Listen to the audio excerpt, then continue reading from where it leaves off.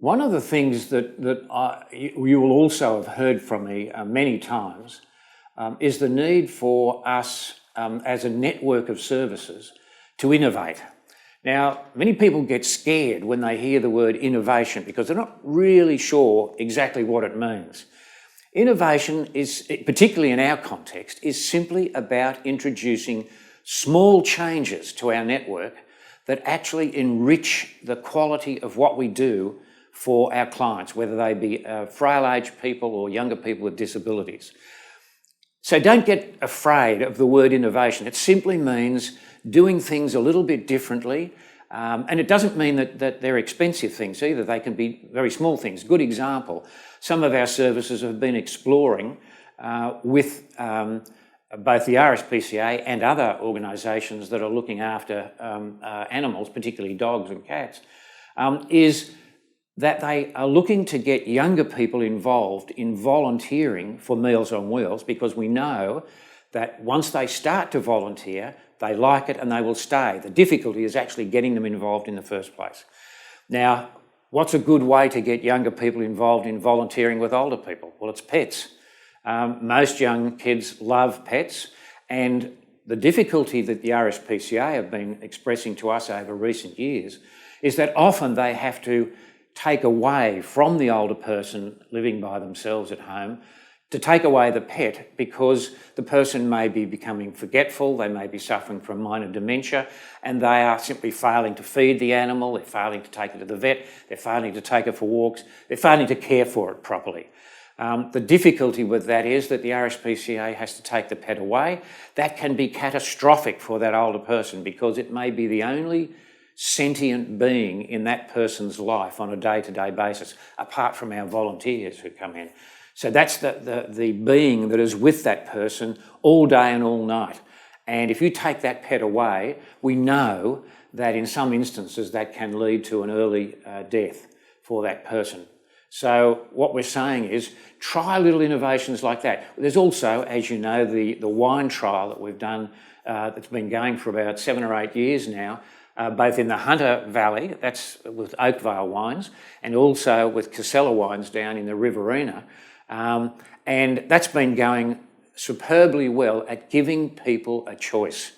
The choice that we gave to them before, and in many areas still is, the only choice they really have is between an orange juice and an apple juice. Well, we know that for those people, many of those people throughout the rest of their lives, they've been having a glass of wine or a beer with their dinner. And simply because they've become frail, why should they be deprived of that choice? Now, both of those areas are going really well with that wine trial, and we're now seeking to expand that wine trial to other areas of the state. One of the things I would ask of you is if you have connections with a local winery, if you have somebody there that you can introduce us to, we would like to explore with them the possibility of them also providing these free piccolo bottles of wine. So the other thing I need to emphasise to you is that this is not about getting people alcoholic.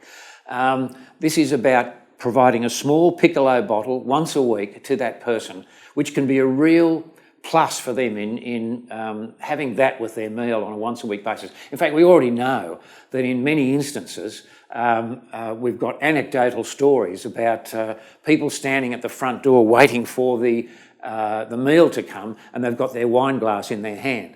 So what that's saying to me is they really look forward to that glass of wine with their meal. So it's another little thing like that. There are lots of other ways that we can actually improve the service. It's about enriching that experience. If we have to think about how we compete with some of these new commercial services that are coming into our space, we have to look at our competitive advantages.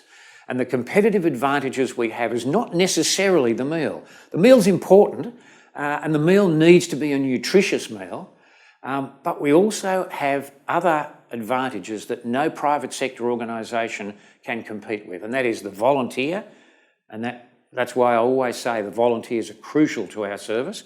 And the other is, so that volunteer provides social support, provides contact with that person, provides somebody for them to relate to on a day-to-day basis. But they also monitor the health and well-being of that person so that if if it's observed that there's some part of their behaviour or abilities that is declining, they can be referred through our coordinators in the service to other services to ensure that they can continue to remain in their home in a satisfactory way. So it's really important that I come back to celebrating the volunteers, because they're our competitive advantage. So work with your volunteers. One of the other things that we've learned is that the younger generations of volunteers tend not to volunteer in the same way as the older generation. The older generation of volunteers, like people in my age group, volunteered because they had a sense of duty or responsibility. They felt they owed something to their community, and their way of discharging that responsibility was to volunteer. Younger people are looking for a greater involvement. They want involvement in the decisions around their volunteering. So we need to start thinking about restructuring that volunteering role so that we are giving them, those new generations of volunteers, what they need to get out of that volunteering experience. That's the only way we will be able to attract those younger generations of volunteers who will keep our service going into the long term.